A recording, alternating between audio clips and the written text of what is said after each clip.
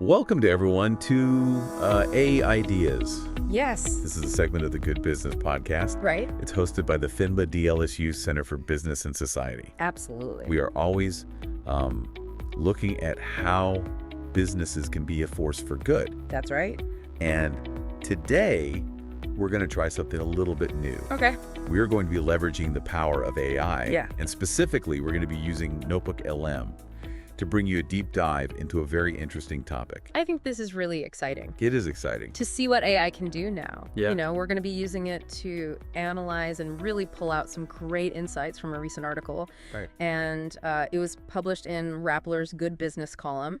And the title of the article is Vigilance at a Cost.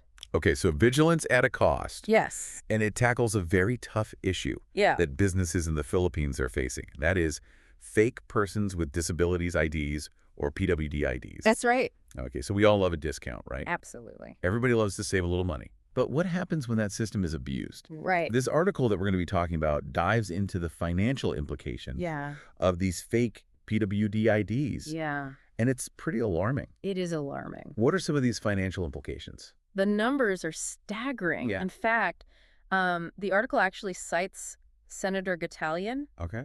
And he estimates that there's a potential revenue loss of $166.1 billion in 2023 alone. Just this year? Yeah, just this year, due to fraudulent PWD discounts. Oh, my goodness. Almost 80% of all claims. Goodness. So you can see why businesses are so concerned. Yeah. But how do you balance that vigilance with ensuring that genuine PWD customers, you know, feel welcome and respected? That's the real issue here. That's the tough part. Because there's a human cost to this issue. Absolutely. The article shares a story about a coffee shop cashier who's questioning whether a customer with a psychosocial disability was really a PWD. And it's a stark reminder that not all disabilities are visible. You're absolutely right. Not all disabilities are immediately apparent. Yeah, invisible disabilities. Yes. That's something that I think we don't talk about enough. We need to talk about this more. And, you know, that makes things tricky for businesses. It does. So how do you train employees to be discerning? Right. But without making assumptions about somebody. Right. Or discriminating against somebody who might have an invisible disability. That's the challenge, isn't it? Yeah, it's a big challenge. And it really speaks to a larger responsibility that businesses have. What do you mean? It's not enough to just, you know, tell employees to be cautious. They need training. Okay. They need awareness to handle these sensitive situations with care and with prudence. So it's about finding the right balance. It is. It's about finding that balance. So it sounds like this isn't just about protecting the bottom line. No. This is also about creating a positive customer experience. Absolutely. For everyone. For everyone, including those with disabilities. Right. And that can be tough. It can be. But there's a fascinating business model that we can apply here. Okay. It's called the service profit chain. Okay. It was developed by James Heskett. Mm-hmm. And it really shows this clear link between employee satisfaction and customer loyalty. I see. Think about it. Yeah. When employees feel confident and empowered to handle these sensitive situations well, it translates into better customer service. Okay. It increases customer satisfaction. Yeah. And ultimately, you have stronger profitability. So it really does all connect together. It does. You know, now that you mention it, I do remember learning about that service profit chain model. It's a good one. It is a good one. And it's amazing how it connects to this. Yeah. So investing in training on PWD awareness and sensitivity isn't just the right thing to do ethically. It's smart business. It's smart business. It is. So win-win for everyone. For everyone involved. But the article does acknowledge that businesses are struggling with how to communicate their vigilance without alienating legitimate PWD customers. Yes, because we see it all the time, right? We do. Those signs that say, like, no to fake PWD ID. Exactly. They're popping up everywhere. I see them everywhere. Yeah. And, you know, I can understand why businesses put those signs up. I do too. But if I were a customer with a legitimate disability, I might feel a little uncomfortable. You would feel singled out. Yeah, or singled out. Right. Seeing those signs. Like they're assuming something about you right away. Yeah, like they're immediately assuming that I might be trying to pull something. Exactly. And that's the challenge, isn't it? Yeah. How do you communicate the need for vigilance without creating that environment of distrust or suspicion. Right. The article really emphasizes this need for prudence, finding the right words and tone to address this complex issue. So it seems like businesses are walking a tightrope here. They are. On one side, you have the need to protect yourself from fraud. Yeah. And on the other side, you have the need to create an inclusive environment for all your customers. It's a very delicate balance. It is. And finding that balance is really what this deep dive is all about. Okay, so let's dive in. Let's do it. You know, it's almost like we're talking about trust here. Yeah. Trust with employees and customers. You've hit on something really important there. Yeah. That, trust is essential. Absolutely. When you're dealing with these sensitive issues like disability and potential fraud. And like you said, it's so fragile, it can be easily broken. It can be. Yeah. So how can businesses build that trust? Well, the article suggests that education is really the foundation.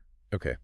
Businesses need to educate their employees about the diversity of disabilities, especially those that aren't immediately apparent. The invisible disability. Exactly, the invisible disabilities. Yeah. Because if employees have a better understanding of those, they'll be more likely to interact with every customer with sensitivity and respect. Right. And so it's not just a one-time thing. No, it's not a one and done. Like you need to really kind of have ongoing training. Ongoing training is crucial to keep employees updated on these nuances of interacting with PWD customers. So like having regular workshops or training sessions? Absolutely. That could be helpful. Those can be very effective. Yeah.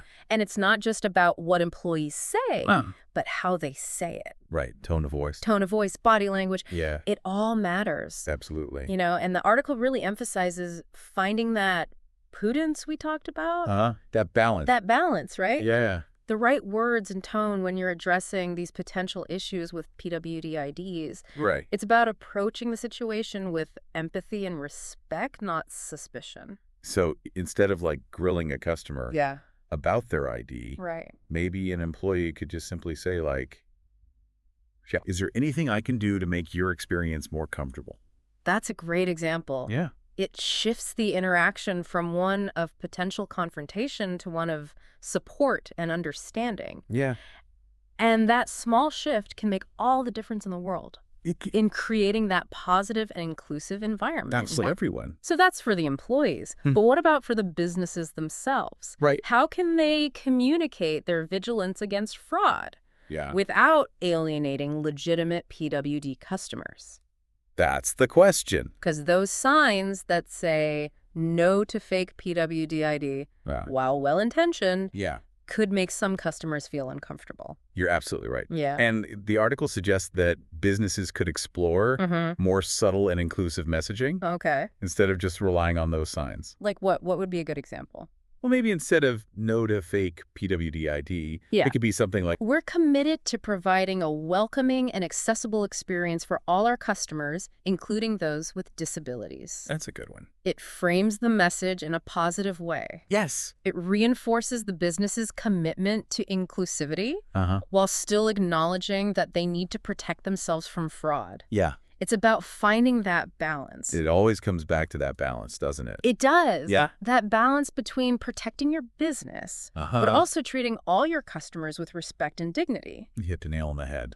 And the article also suggests that finding that balance isn't just the right thing to do ethically, but it makes good business sense. So creating a welcoming and inclusive environment for everyone actually benefits the business in the long run.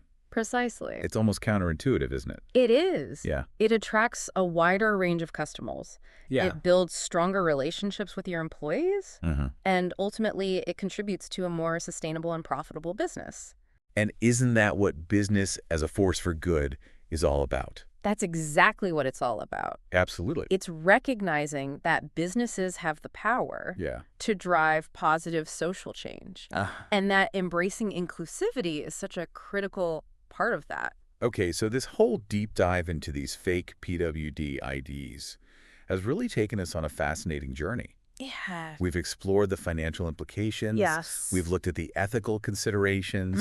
And we've talked about how important it is to create that culture of trust, empathy, and understanding. Absolutely. And it really highlights how seemingly small actions can have a profound impact. They can. Like the language used on a sign. Right. Or the way an employee interacts with a customer. It's all connected. And while we've been focusing on PWD customers today, these principles of inclusivity apply to everyone. Absolutely. Regardless of their background or abilities. It makes you think, like, if businesses can successfully navigate this specific challenge with PWD IDs and really create a truly inclusive environment for everyone, what other positive social changes could they help bring about? That's a powerful question. It is. And it's one that we as individuals and as a society really need to keep exploring. Absolutely. What steps can we take, no matter how small, to promote that empathy, that understanding, that accessibility in our own workplaces and communities? It's something we all need to think about. Absolutely. This deep dive has given us a lot to ponder. It has. It's the beauty of exploring these complex issues. We gain new insights. We challenge our own assumptions. And hopefully we come away feeling inspired to make a positive difference. We hope you've enjoyed this deep dive into vigilance at a cost. It's been a great conversation. You know, it's interesting how this whole conversation about fake PWD IDs has really broadened our perspective on things. Yeah, it's true. It really ties into a bigger conversation about accessibility and inclusion for everyone. It does, doesn't it? Regardless of background or abilities. Yeah, it's about recognizing that everyone deserves to be treated with respect and dignity. Absolutely. And that businesses have a role to play in creating a more inclusive society. Yeah, and it's not just about, avoiding discrimination. It's about actively looking for ways to make your business more welcoming and accessible to everyone. So things like ensuring that your physical space is accessible to people with mobility impairments. Right. Providing alternative formats for like menus or other information for people with visual impairments. Offering sensitivity training for employees on how to interact with customers with different types of disabilities. Exactly. It's about thinking ahead, proactively about how you can remove these barriers and create a truly inclusive environment. And what I thought was so powerful about the article is how it demonstrates that businesses can actually benefit from embracing inclusivity. Right. And if we think about the big picture, it's not just about altruism. It's about recognizing that a more inclusive business is going to be a more successful business. It makes sense when you think about it. It does. When you create a welcoming environment for everyone, you're naturally going to attract a wider range of customers. Right. You're going to build stronger relationships with your employees. And ultimately, you're going to create a more sustainable and profitable business. Exactly. So this whole deep dive into fake PWD IDs has really led us to a much broader understanding of inclusivity in business. It has. And that's what I love about these deep dives. Me too. You never know where they're going to take you. You don't. But you always end up learning something valuable. You do. And this has been a great example of that. It has. And it makes you think, doesn't it? It does. It raises an important question for all of our listeners out there. What's that? How can you contribute to creating a more inclusive and equitable business environment? Yeah, how can you take what we've talked about today and apply it to your own life? What steps can you take, even if they're small, to promote empathy, understanding, and accessibility in your own workplace or your community? It's a challenge worth taking on. It is. Every effort counts. Absolutely. And remember, businesses can be powerful forces for good. They can be. In the world. Well, we hope this deep dive has sparked some new ideas for you. Yeah. And inspired you to think a little bit differently about the role of inclusivity in business. Absolutely. Thanks for joining us on AI-deas. It's been great. This is a segment of the Good Business Podcast. Right. Hosted by the PHINMA-DLSU Center for Business and Society. Absolutely. And a special thanks to Notebook LM. Yes. For helping us make this episode possible.